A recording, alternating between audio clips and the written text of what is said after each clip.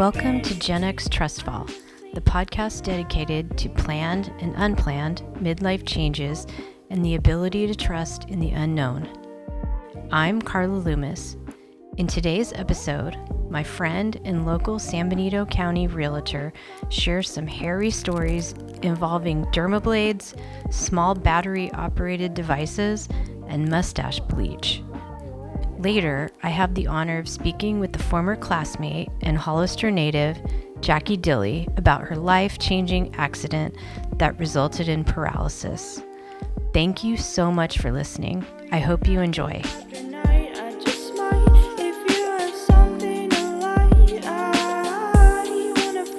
But thank you for coming over, Donna. I appreciate you being here. Of course. This is fun.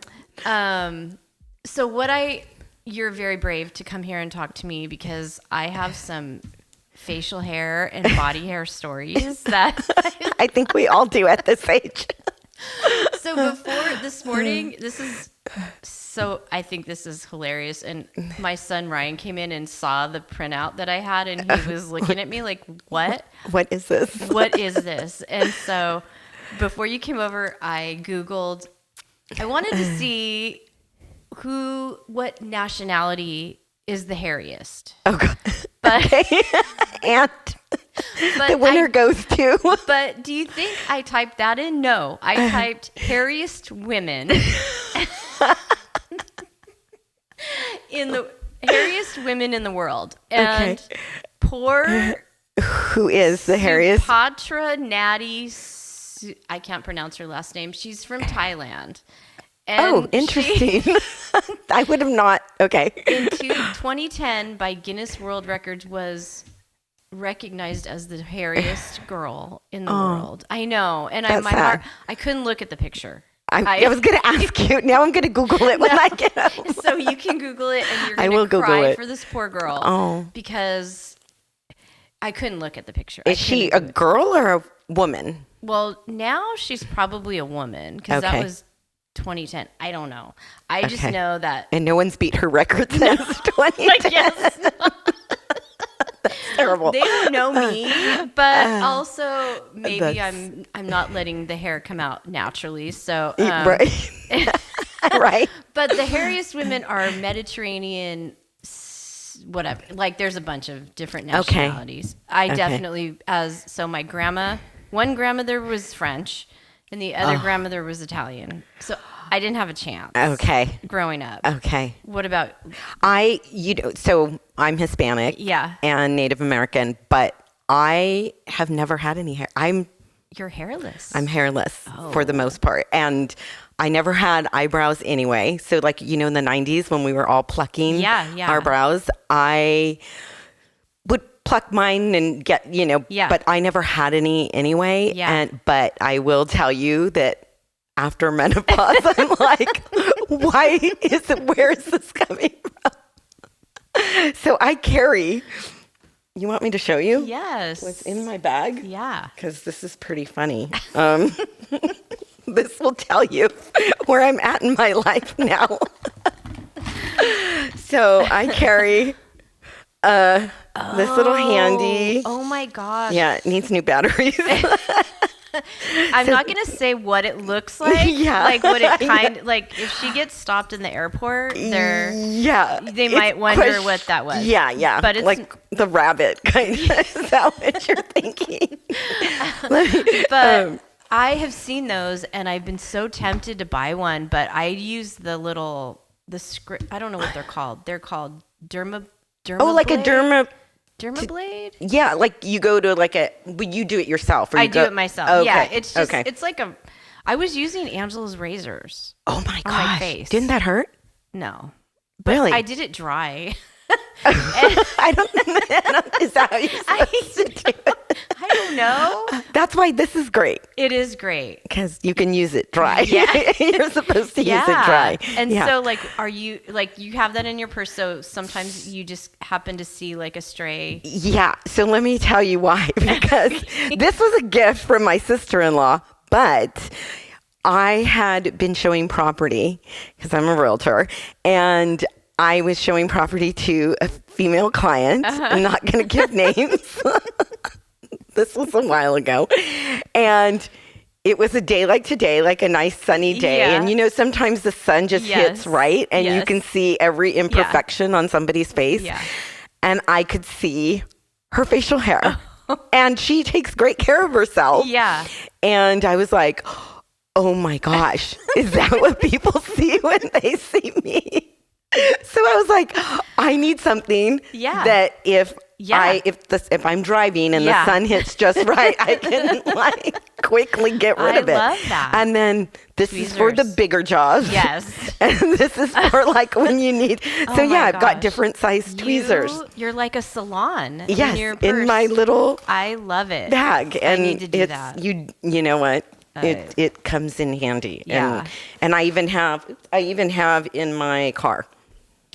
More. Because if I have another set in my car. Another set. In case I leave the set home. If you have a small purse and you can't carry your cosmetic stuff. Right, because I'm super vain and I'm okay to say that. Well, and it's not just vain, but it's also, for me, like I have a lot of things I can't change, right? Like no matter what I do, I'm not going to be 110 pounds again. Right. And in great shape with nice perky boobs. It's not happening. Yeah. So like you kind of have to capitalize on the things that you have. Right. Still. Right. Like good teeth. Like, you know, I don't have a whole lot of wrinkles on my face, so I can still pluck those hairs out if I need to. Right. But, those random hairs. Oh my God. And I was fine because my sight's going, and I don't I don't usually have glasses on if I'm in the bathroom. And I was doing great until my best friend left her super good mirror at my house. And I used it. And that was a huge mistake because I could see every freaking little black hair. Yeah. And they're in random places. Yes. It's not like it's here on your chin. No. It'll be like here on a cheek. Yeah. Yes. Or a nice big one, right here. Why is that? I don't know. Why is that? I've been at the store with my daughter. Well, this is before she moved, you know, and we would go to Target together. And one time she's like, Mom, you need to go pluck that hair. I'm like, did it grow overnight? I know. Where does it come from? I don't know. Because overnight it can be like almost like half an inch. I know. I don't know. I know. It's so random. It is. It's so weird. And I was born with a ton of hair. Like I had a full head of hair right out of the gate. Really? Okay. Yeah. And then like I don't remember, I was kind of a tomboy. I was a little bit girly. Like I loved Barbies and stuff, but I had 3 brothers. So I was always, and I remember for Christmas one year, I'm trying to think how old I was, like 10 or 11.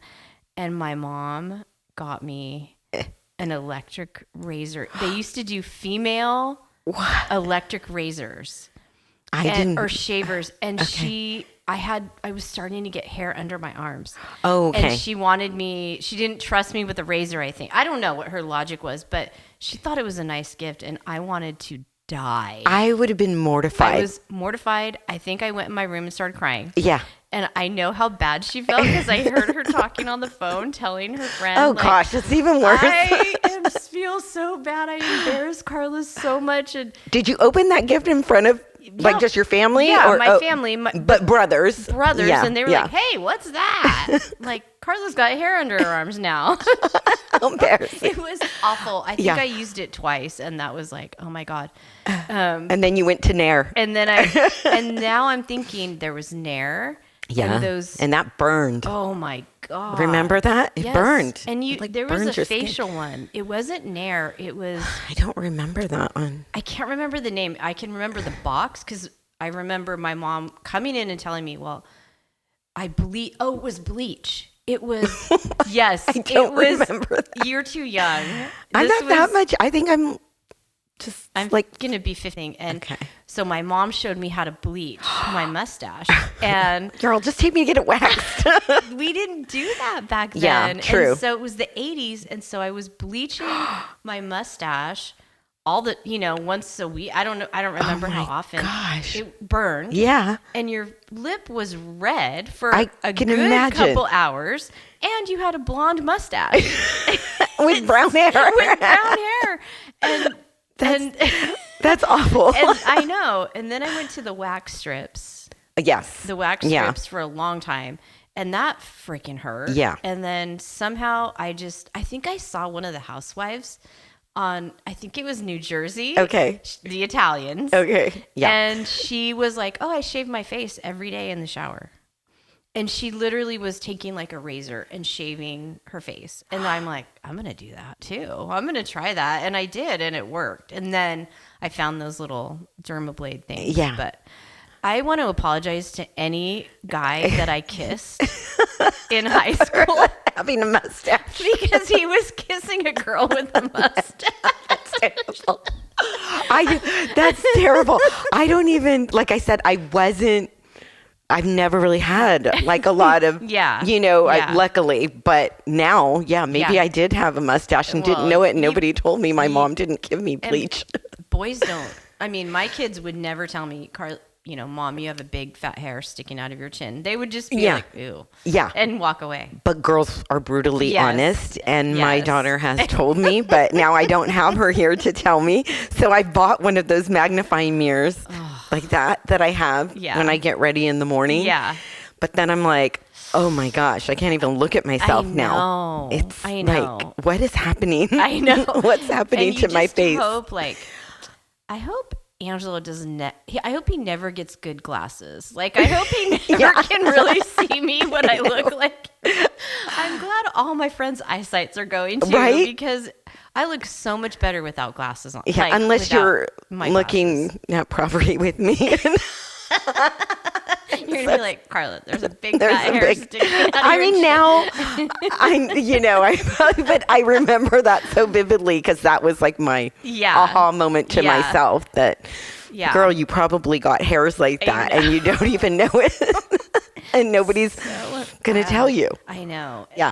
That's pretty much it. Thank you for talking to me, because this is fun. I put it out there to some of my my other friends, and I don't think they wanted to talk about facial hair at all. I don't know. I mean, I'm not shy about it. I feel like when I'm in the car in a parking lot and I'm sitting there, because that's when you could see it the best with the sun, and I'm just plucking away. Well, I appreciate you talking about this, because some people do have boundaries on what they'll talk about. Yeah, I get that. I'm not one of them. Yeah, neither am I, clearly. So I'm going to have you over more often so we can talk about some other... Oh, yeah. We could talk about like hair further down your body, or... Yeah, sure. Why not?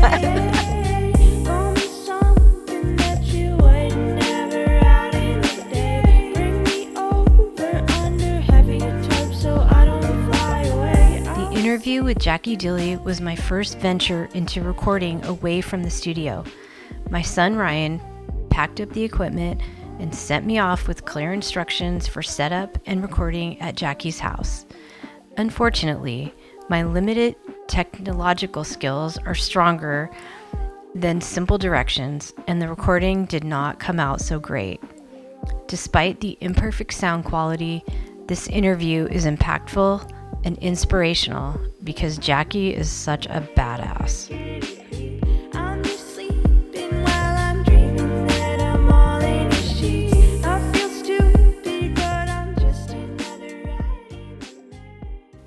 My name is Jacqueline Dilley, and I grew up in Arizona till I was 4.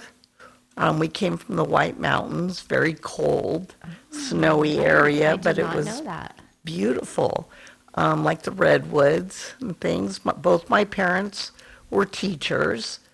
When my parents were younger, they decided that the White Mountains wasn't a place for us to grow up in. It was a very small community. Okay. And so they decided they were going to look around. Well, when they were in college, they had, back in the day, they had, men had their own dorms and women had their own dorms. And so the RA for my dad's dorm was Mr. Poole, and the RA for my mom's dorm was Mrs. Poole. Well, they went and moved to Hollister, and Mr. Poole, as some of the listeners are probably going to recognize, Mr. Poole was a typing teacher. Oh my gosh. And so he called my mom and dad right away and said, would you be interested in coming down? They have a high school here and applying because they need teachers. And so my dad and mom came out here to take a look.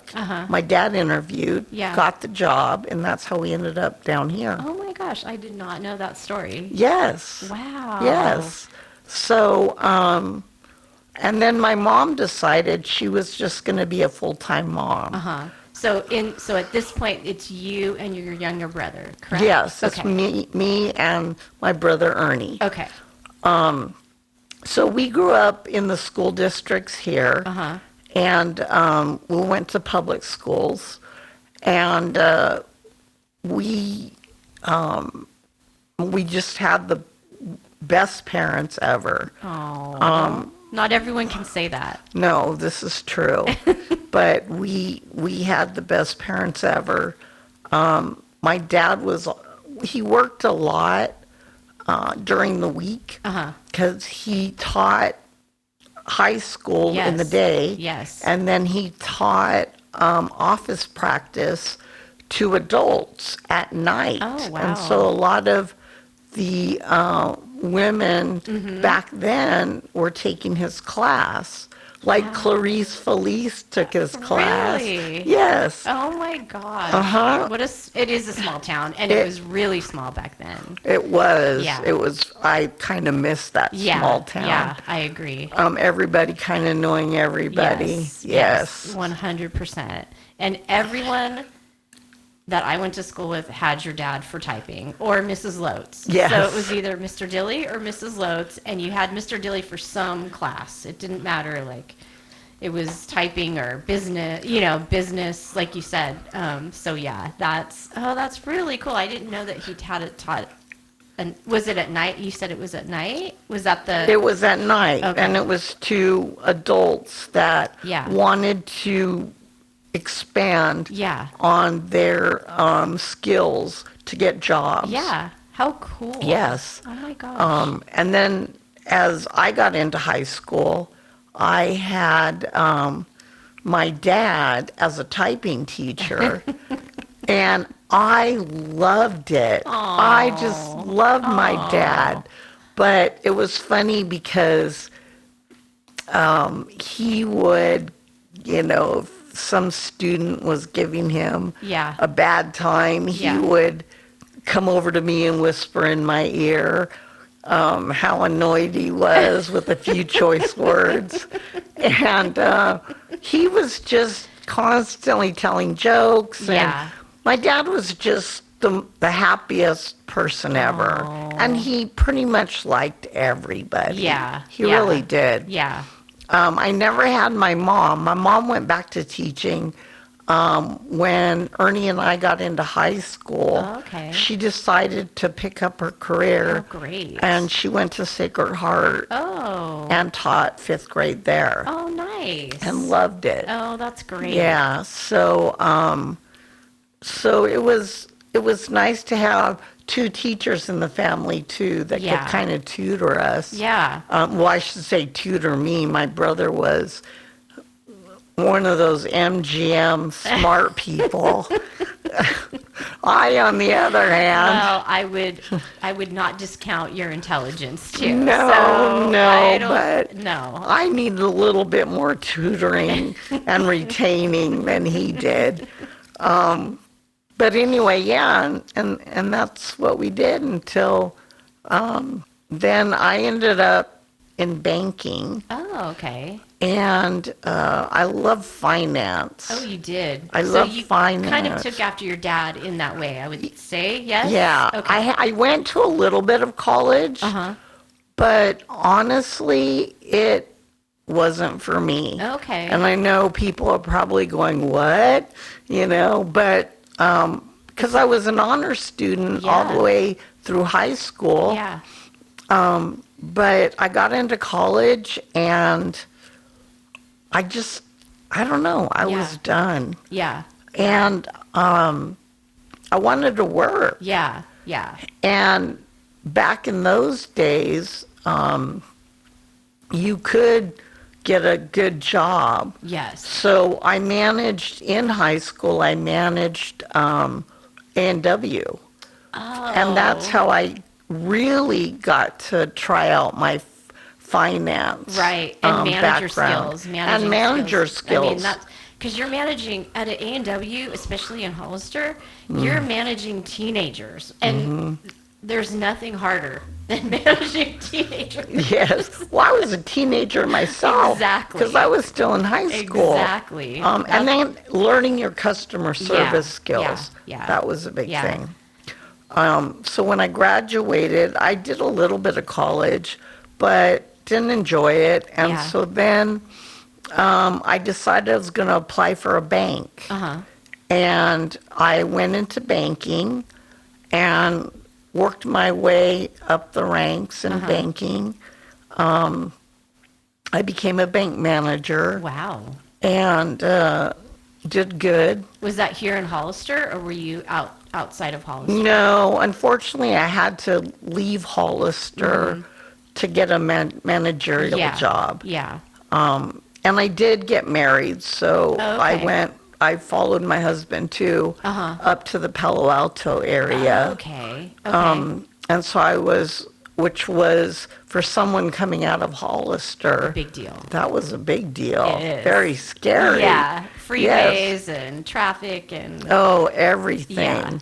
Yeah. But then I just grew into it and loved it and worked in banking for quite a few years and did a few different branches. And then I was up for a district manager. And at that time, my parents were getting older. Yeah. Especially my dad. He was having a lot of, he suffered from COPD, so he was starting to have a lot of problems. Okay. And my mom kind of needed help because she didn't drive. Okay.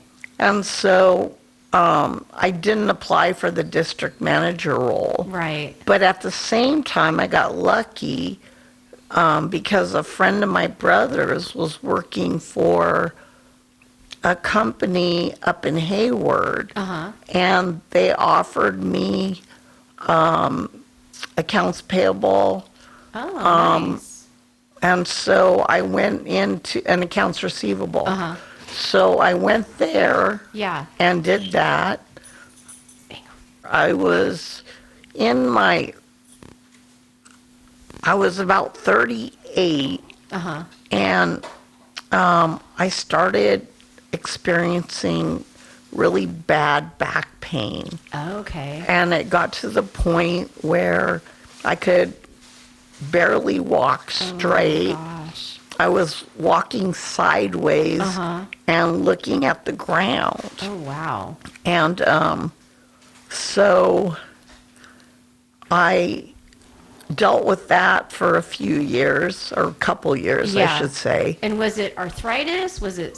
No, it turned out that I had been screened in school when we were younger with scoliosis. Yeah. And they had told me the worst that I'd ever get would I'd never be able to wear a bikini. What is that? Well, I have no clue. Well, the 70s were a weird time. Yeah, and I guess because one part of my side curved in more than the other. Oh, like your hips weren't even or something. Yes, okay. And so... Oh, my gosh. Okay, whatever. Can you imagine telling a little girl that? I know, but I wore bikinis anyway. Yeah, that didn't stop me. That's a ridiculous Love thing me or leave me, man. So, yeah, that was a pretty dumb comment. Weird. Yeah. So I was having a lot of pain. It started at 38. Okay. By the time I was 40, I had a serious case of scoliosis. Okay. Where after seeing numerous doctors, I had to go in for an 18-and-a-half-hour surgery. Whoa. To straighten my spine. Oh, my God. 18-and-a-half hours? Yes. 18-and-a-half-hours.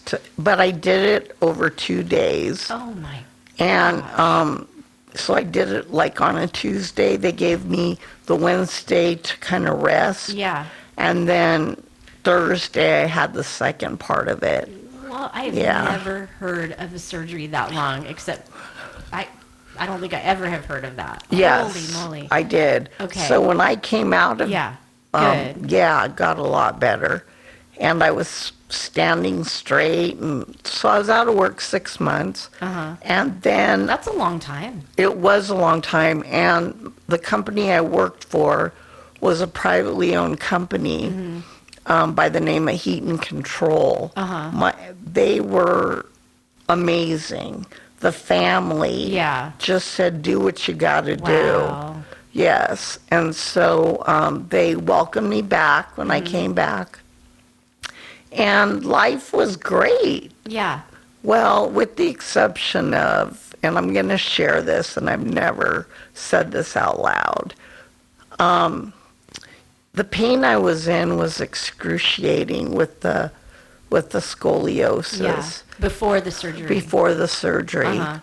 And so I went to pain management. Yeah. Well, I don't know what it's like now, but back in those days, they just pushed pain meds on you. Yes. So I was taking, by the time I had my surgery, in 2 years, I was taking probably about 8 Norco a day. Whoa. Just to survive. Just to get through the day. Yeah.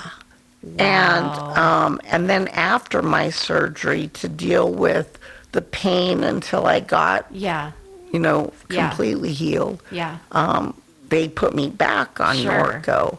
Well, clearly became addicted to pain pills. Really? Yes. I don't share this with many people, but it's very easy to happen. Yes. It's very easy. And I don't think it's an uncommon story with pain and pain meds, especially when we're talking 20 years ago. Right. Or more, because, I mean, the companies were telling the doctors it's safe. The doctors were telling the patients it's safe. You're thinking, my doctor wouldn't give me something that hurts me. No, well, I went to a pain management doctor. Yeah. And he was giving me bottles of 250 Norco a pop. Oh, my gosh. So I was just like, wow. Yeah. I think, well, thank you for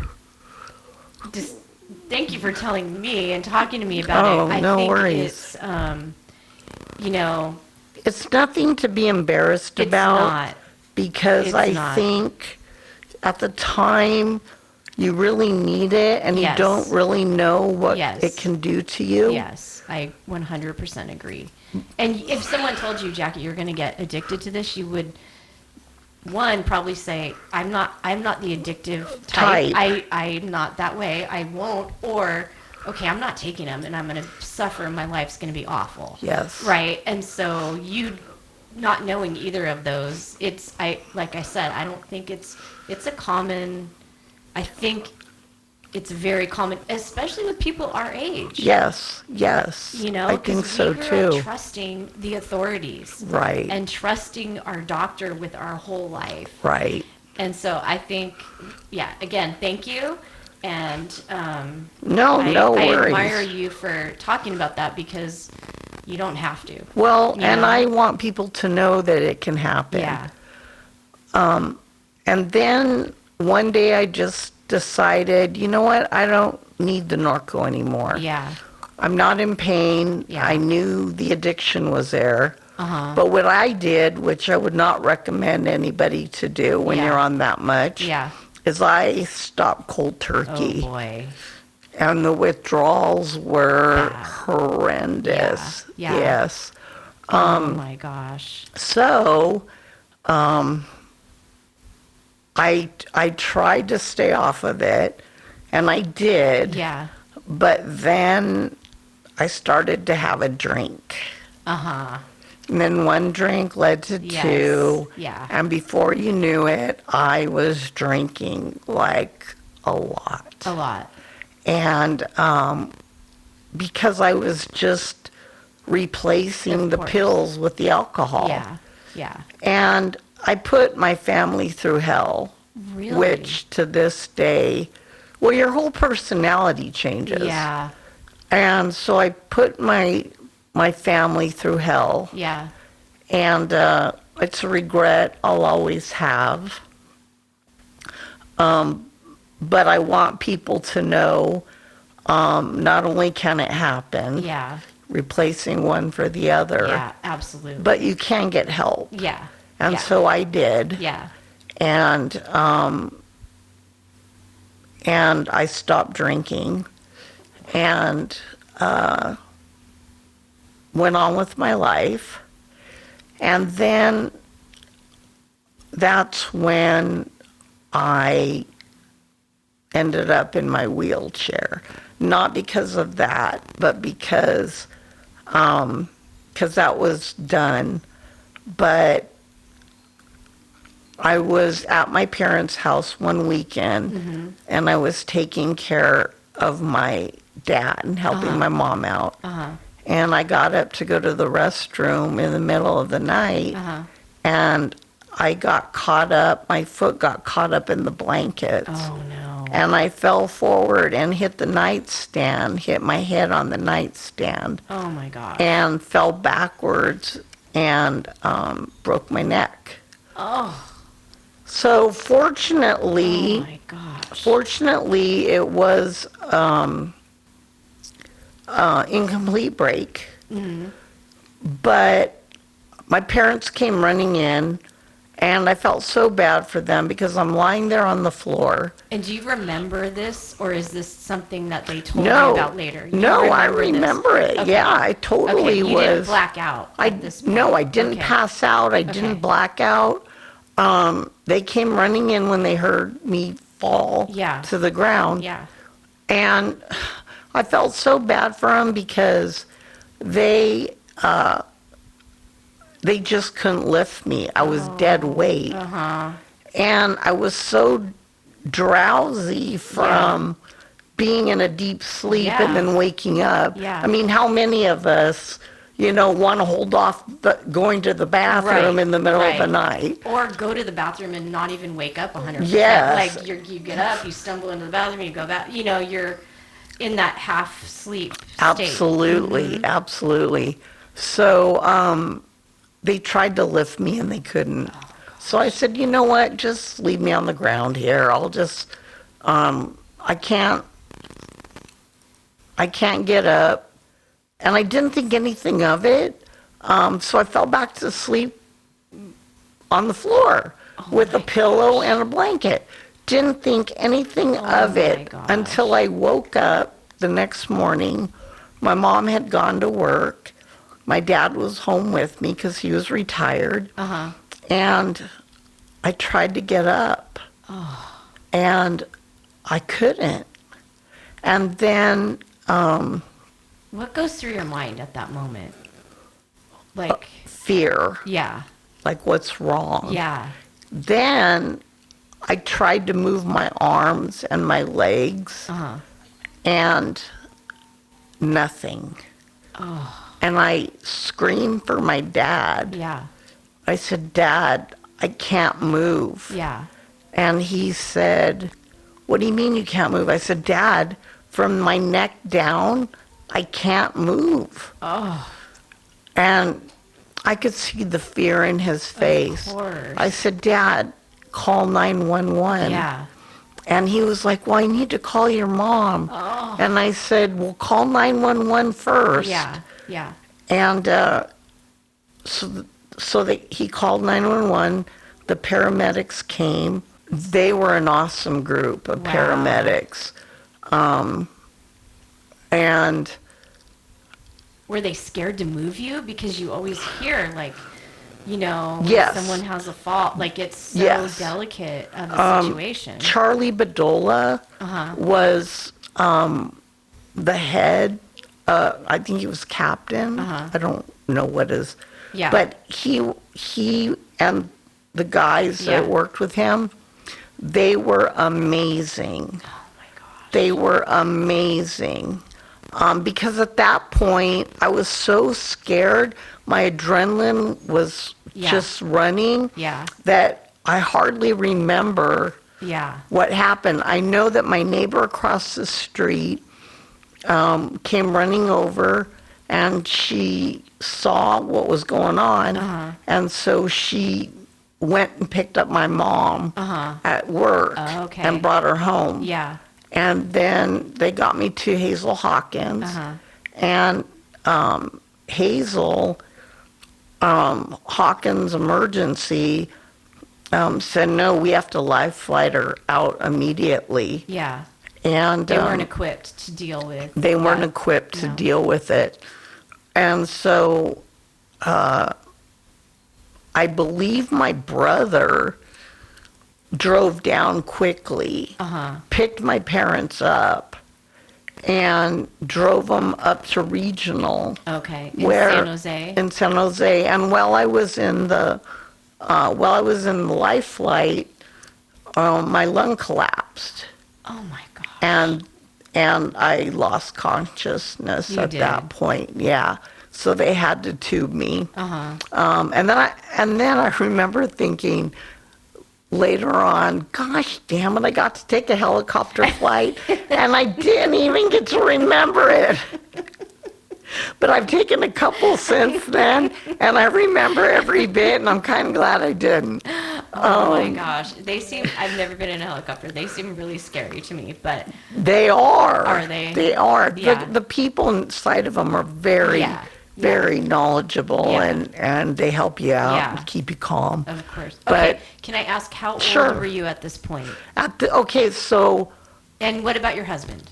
I'm sorry. Okay, so I had already been divorced. Oh, okay. I had already been divorced. Okay. And so at 40 was scoliosis. Okay. At 46, I fall and have this accident. Okay, 46. Okay. So I got 6 wonderful years with my back feeling good and, able to just do wearing whatever. Bikinis. Yeah, wearing bikinis and,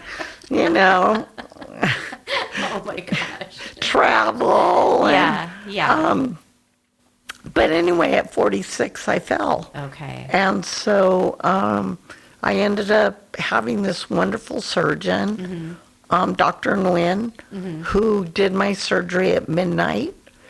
And that night. Yeah, that night.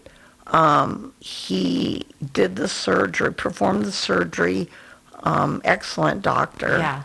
And my parents and my brother were there. And then I went into recovery. My brother lived not far from regional up in San Jose. So he just took my parents home for the night. Yeah.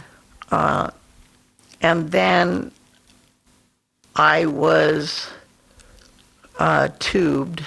Okay. I had a tube going down my throat. Okay. Because of your collapsed lung. Because of my collapsed lung. And having a little bit of trouble breathing. Yeah. And I was pretty out of it. Yeah. And I was in critical condition at that point.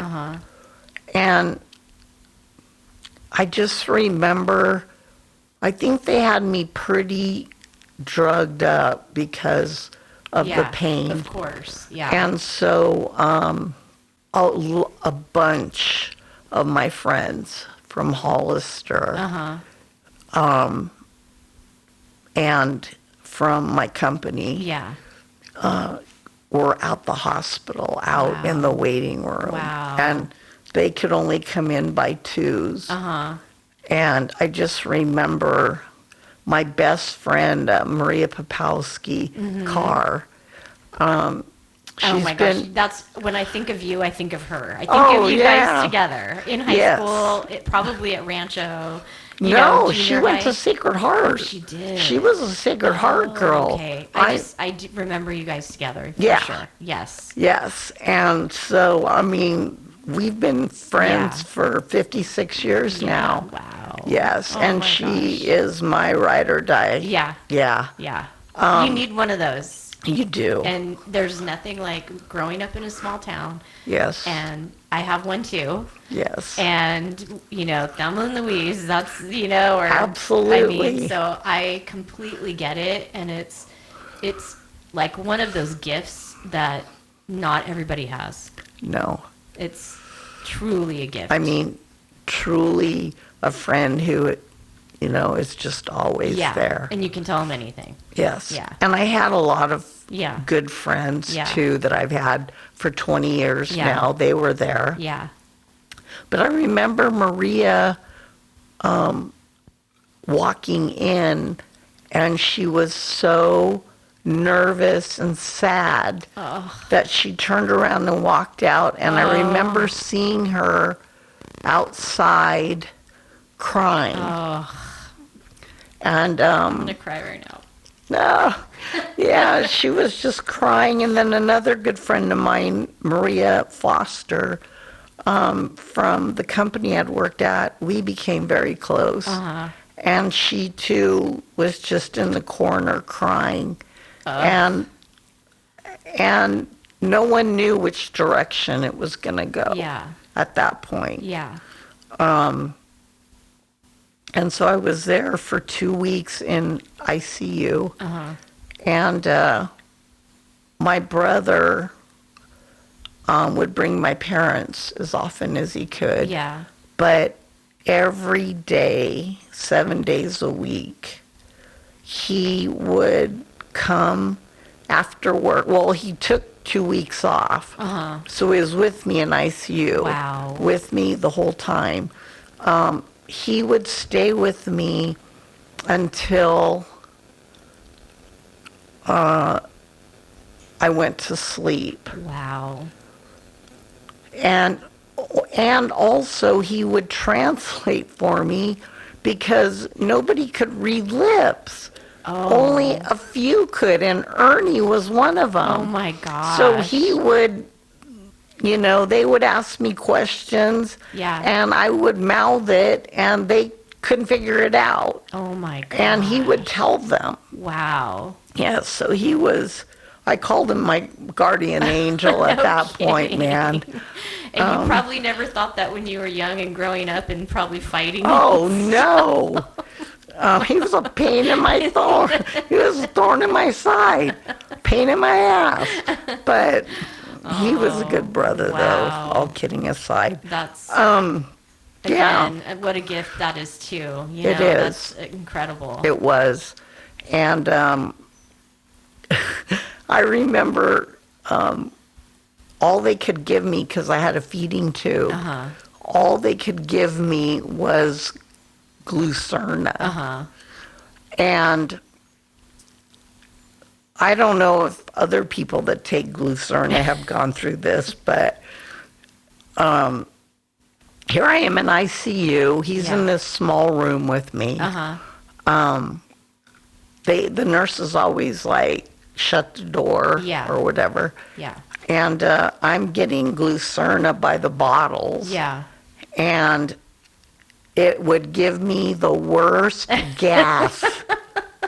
And I'd be just ripping them the whole time. And my brother said he had to leave the room sometimes because he just wanted to die.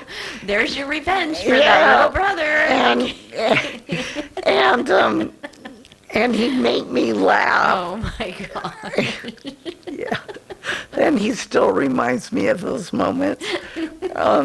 But anyway, then I went on.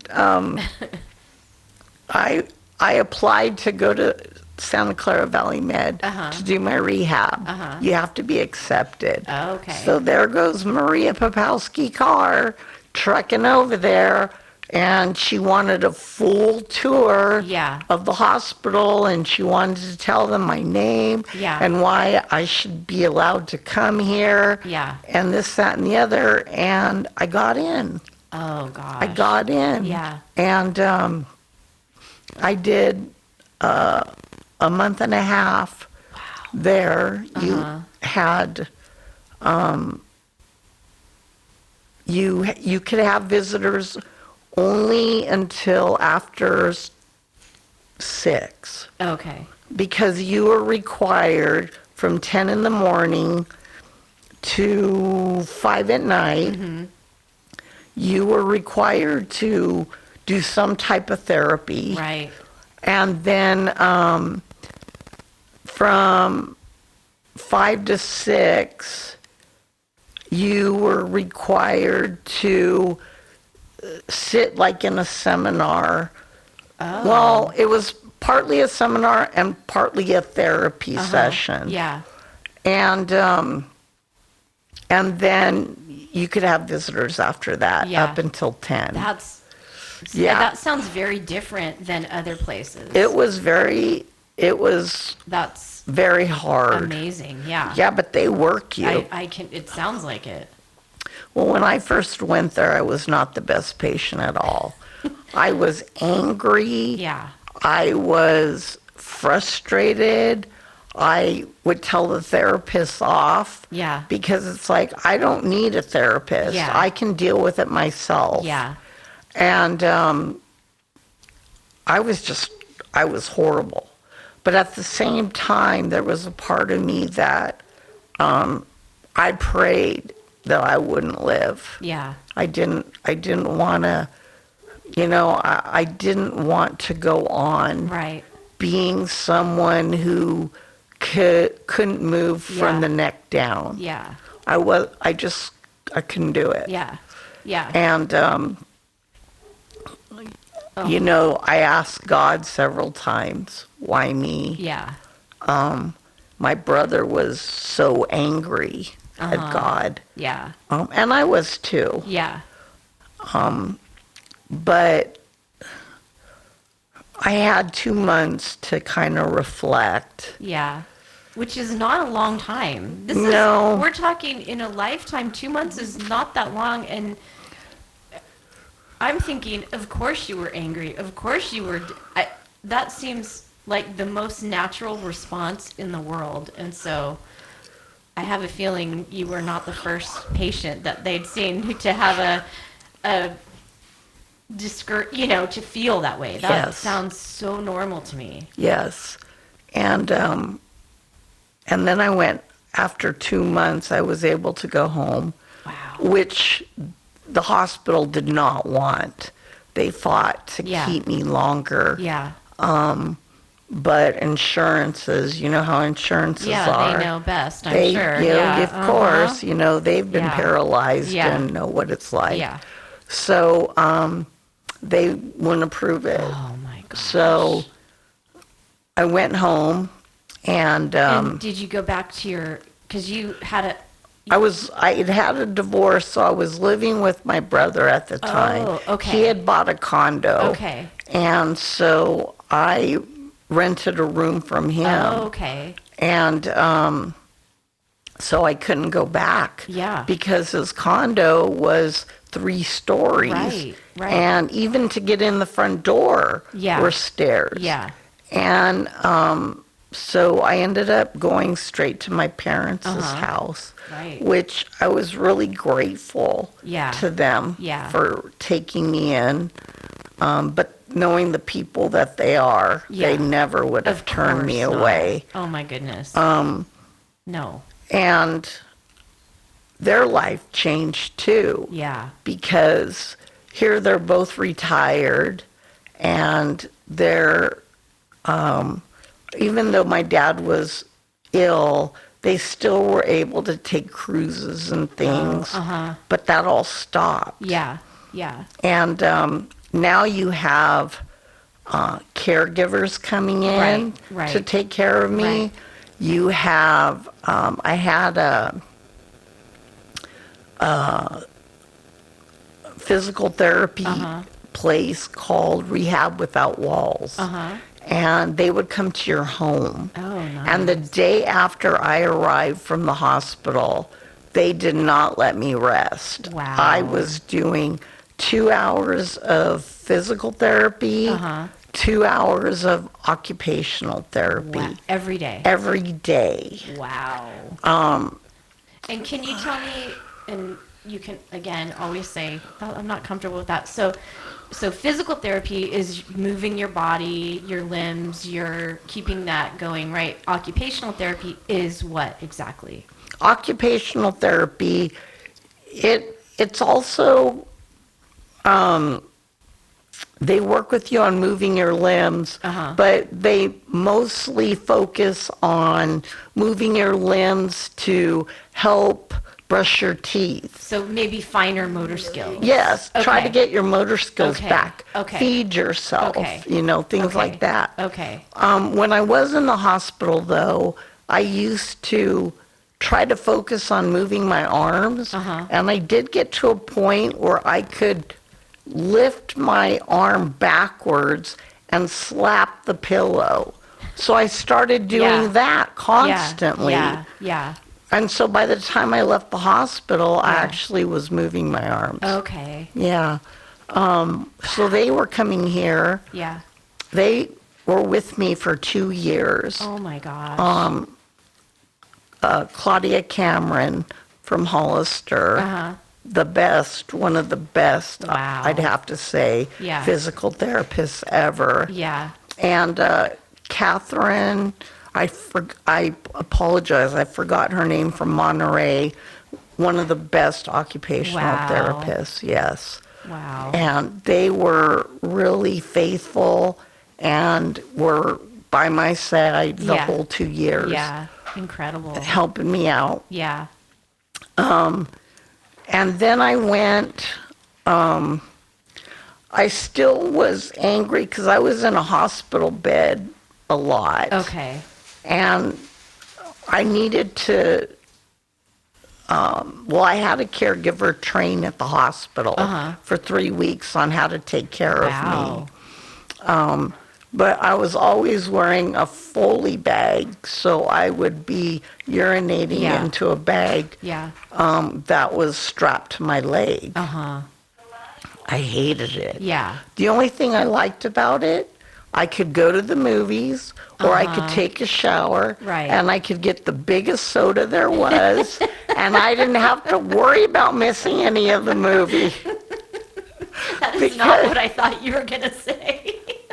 But it was so true. If you're going to find a positive, you got to find it in everything you do. So anyway, I had that. I had a Foley catheter for a couple years. And then I found a urologist in Santa Clara Valley Med who was doing, at the time, it was a semi-new procedure where they would attach my urethra from down below to my belly button. And therefore, I was able to take a catheter and lube up my belly button hole and stick the catheter down my belly button into my bladder. Oh my God. And then I'd have a urinal right there, and I would just pee into the urinal. Whoa. And I loved it. I have never heard that before. Yes, I loved it because I didn't have to wear a bag anymore for one. Yeah. I felt more human-like. Yeah. So that was a big plus. Yeah. I've never ever heard that. I wouldn't even imagine that. Yes. Incredible. Yes. So you lose all ability to go to the bathroom by yourself. Yeah. So I said to myself, if I have to give up some things, I'm going to take back for myself. I love that. What I can. Right. And so I took a chance on this surgery and this urologist, and it was the best decision I ever made. Yeah, it was. That's amazing. Yes. So I just spent my years trying to do my best to get better. Yeah. Sometimes I would get down again. And, but I finally, I think, got through the not wanting to live phase. Yeah.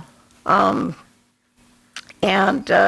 went to some programs that helped me with my skills, and I started walking with the help of a gait trainer, which is a device that you kind of strap in and you can walk with it. Yeah.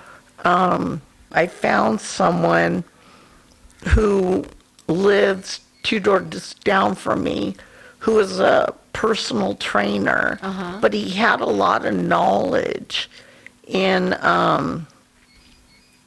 working out and the body and muscles. Yeah.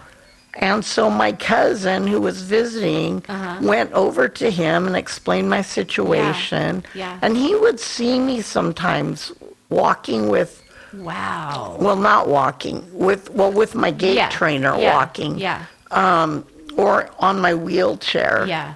And, but I didn't go very far because I had a lot of social anxiety. Yes. A lot. Yeah. For a while, I couldn't even go out the front door. Yeah.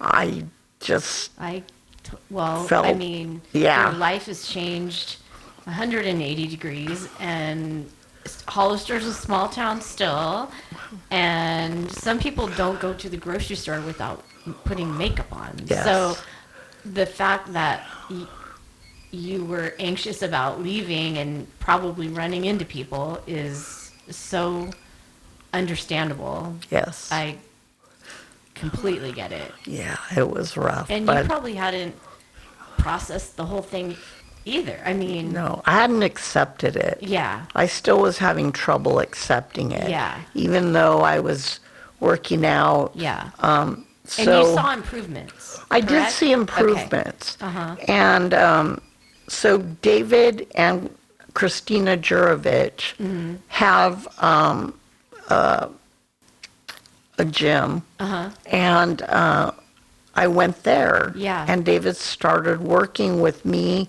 and my physical therapist. So they teamed up. Oh my gosh. And I would have these 1.5-hour sessions with both of them. Yeah. And they did a lot of work with me. Yeah. And they were wonderful. Wow. And then the physical therapist had to leave. And David, I've been with him now for, gosh, I want to say 13 years. Wow. So you still work out with him? I still work out with him to this day. Yes, he that is great. He has really helped me psychologically. Yeah. And physically. Yeah. So I do that now. I took care of my parents for the past 8 years. Wow. And unfortunately, my mom passed 7 or 8 months ago. And so it's kind of quiet and lonely. Yeah, it's another adjustment. Well, it's another adjustment, and then you're you don't have anyone to, you have your caregivers, but you don't get that alone time. Yeah. But my caregivers, I wouldn't trade for the world. Yeah. Those that have come and gone for whatever reason, Yeah. I appreciate them all. Yeah. They work their butts off Yeah. to help me. Yeah. And so Kelly told me, Kelly's a mutual friend that we have. Yes. And she really, she knows about caregivers as well. And so she told me how really good you are at teaching your caregivers what you need for being very, like, a great advocate for yourself. And now that you told me all about running a bank, running A&W and a bunch of teenage, like, running these things, now that makes, like, I would have asked you, like, what from your background kind of helped you adjust to this change, but she really spoke highly of you in that she's, saying that you're very good at that. And I think when you have people coming into your home, and there's a very interesting dynamic that I'm just assuming because recently someone in my family has hired a caregiver. Okay. And it's very difficult to know if you're not used to managing other people. It's really difficult to know, like, should they be doing my laundry? Should they be cleaning my toilet? It's very interesting. And so Kelly said, you definitely know, like, this is what I want, this is what I need, and that you're really good at that. Oh, that's sweet. Yeah. That's sweet. Well, she and David are good at it too, and I hope she'll come on and tell her story. But no, it is. And there was at one point, my dad had caregivers, my mom had caregivers, Wow. and I had caregivers. And it was never a dull moment in this house. Yeah. And that's a lot of organization. It is a lot of organization, a lot of managing. Yeah. You get a lot of drama.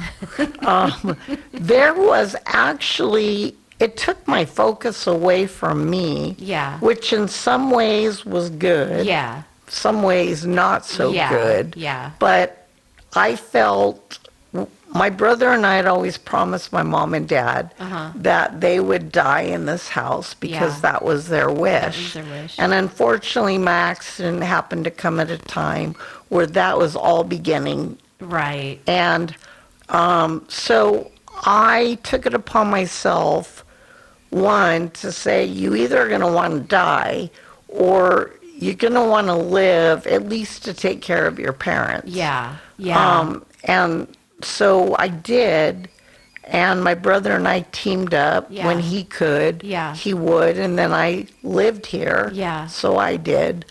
And I was telling one of my caregivers the other night, I said, I felt more like a manager. Yeah, I can see that. Yeah, and I said, I really would just like to get to a point where I feel like the patient and I'm the one being taken care of. And they do a wonderful job, but I'm constantly, caregivers come and go. Yeah, yeah. And it's a tough job. It is. And then I have to start all over training again. Yeah. And so there was a couple points in my life where we finally got fully trained. The caregivers stayed on for a while. Yeah. They were able to work well together. Yeah. And I really felt like I was being taken care of. Yeah. I still feel like I'm being taken care of, but not to the degree of that. Yeah. I suspect, though, Jackie, that your personality is not one to be, as you roll your eyes, I suspect you're not really okay, I'm going to let everyone take care of me now, and I'm just going to sit back and enjoy it. To me, that's not your personality. No. And I believe you when you say you want to be taken care of, but I also have a very strong suspicion that you're like, no, I'm the boss. I'm going to be controlling this whole situation. And I think that gets me in trouble sometimes.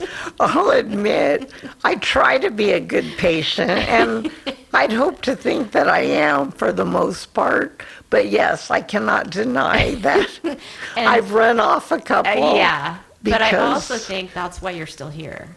Maybe. I think that those, the thing that gets you in trouble is also the thing that keeps you going. Yes. And, it's that two sides of the same coin where, your curse is also your blessing and your gift. So I don't know.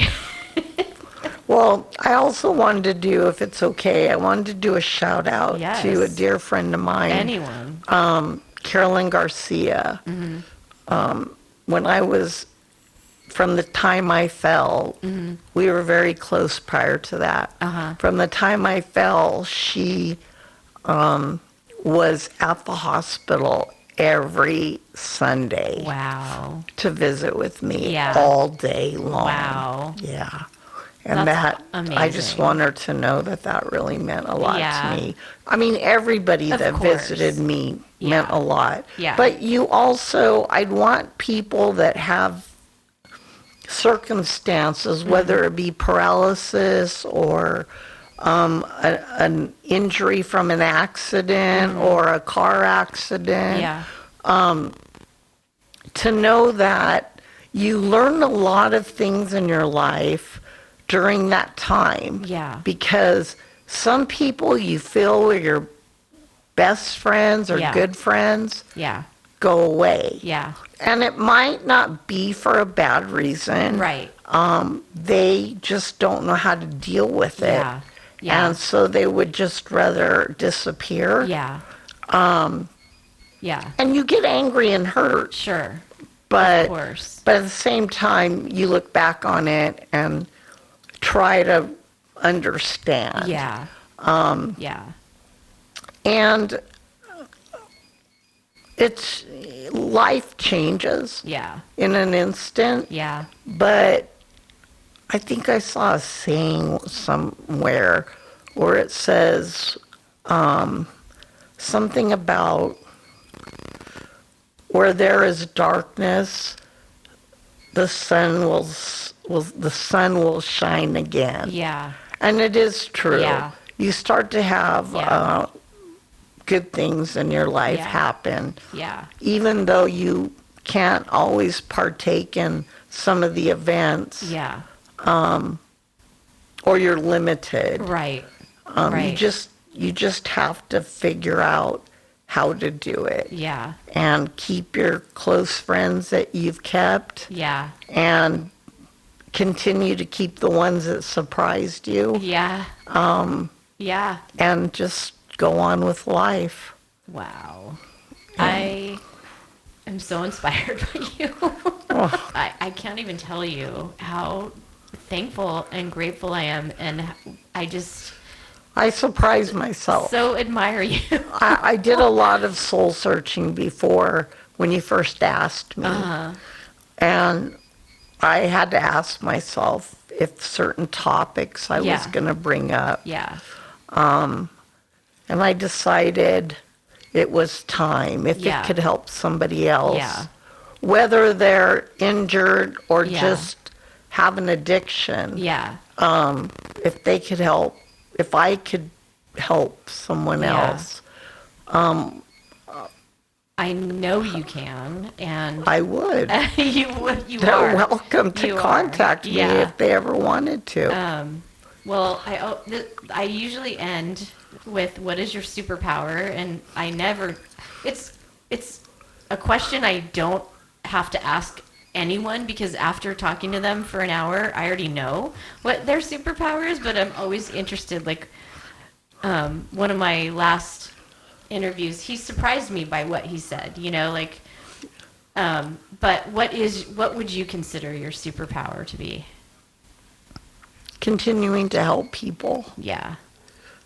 Especially people in need or people injured or just people. Yeah. It's just when you see people frustrated with life, just trying to remind them. Yeah. I am still trying to find God. That's something I've lost. Yeah. And I'm not proud of that fact.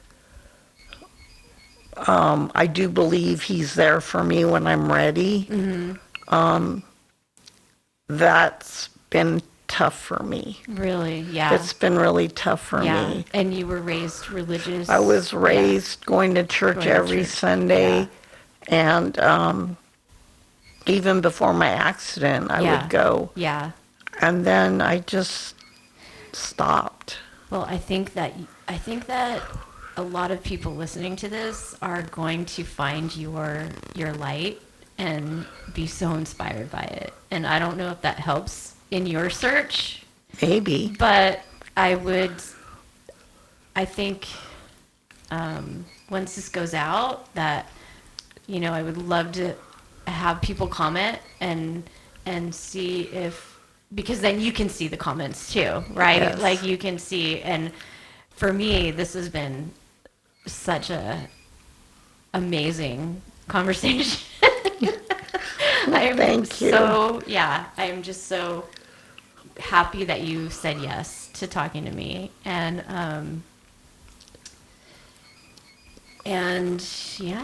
I hope that we stay in touch, because yes, absolutely. Because I can't thank you enough. Oh, I really can't. Same with you. I mean, people always say I inspire them, but I think people inspire me. I look for the things in other people that inspire me. Because just you coming up with the idea to do this podcast, reaching out to people is amazing, Carla. It's amazing. And I think it's wonderful that you're doing it. And I think it's wonderful that we get to hear stories that we can relate to. Yes. I mean, I might not have had a heart transplant. Right. But Joe Felice, he came out with some information that I never knew. Yeah. And I was inspired by him, and I would love to talk with him someday. Everyone that I've had has been.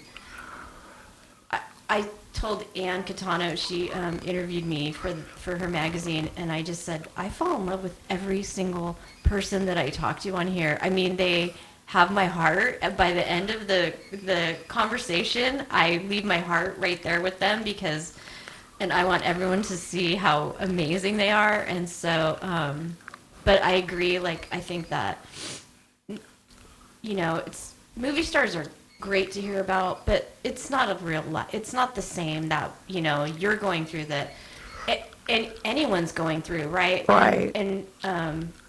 And then to talk to, like, my girlfriends about, peeing our pants later in life, or not being able to wear Converse anymore because I need the arch support, or just stupid things about being this age that hopefully, if not everyone, at least some people can relate to it. And so I think for me, it's just been helpful to know, like, I'm not the only one going through whatever it is. Yes.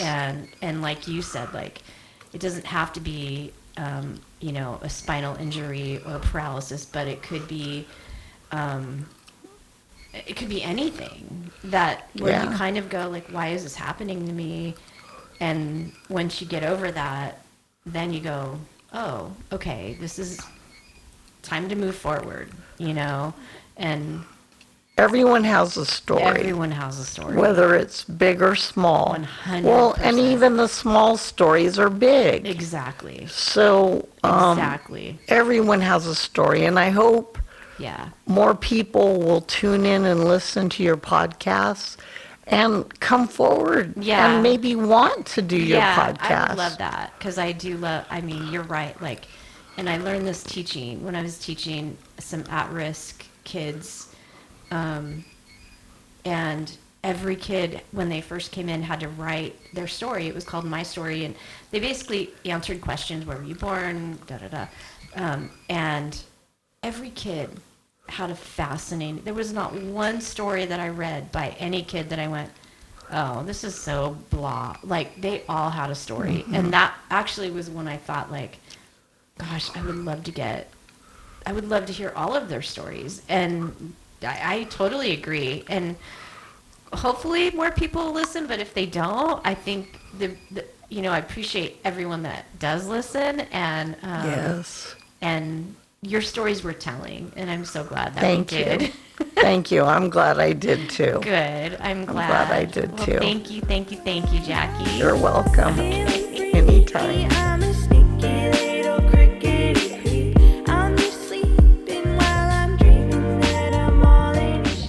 Thanks for joining me on today's adventure. Thank you to my guest, Donna Silva, for her willingness to laugh at the absurd. I know if she's around, my chin will be hairless. And a huge thank you to Jackie Dilley for trusting me to share her story of struggle and survival. I am truly grateful. Thank you for listening to Gen X TrustFall. If you liked this episode or have a suggestion for a potential guest, please email me at gxtrustfall@gmail.com. Gen X TrustFall is produced by me and the recording master, Ryan Loomis, at Double Banger Studio. Music by Ryan and Sam.